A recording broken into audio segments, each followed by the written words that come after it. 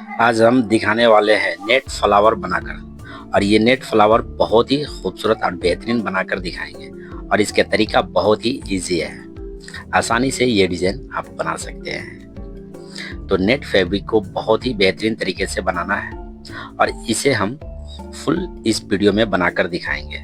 अगर आपको ये डिज़ाइन पसंद आई तो रिजवान एम्ब्रॉयडरी चैनल को सब्सक्राइब ज़रूर करें और लाइक करना ना भूलें। तो वीडियो में एंड तक बने रहें। और ये डिज़ाइन को सूट, ब्लाउज, दुपट्टा, लहंगा किसी पे भी ये डिज़ाइन बना सकते हैं नेट का फ्लावर।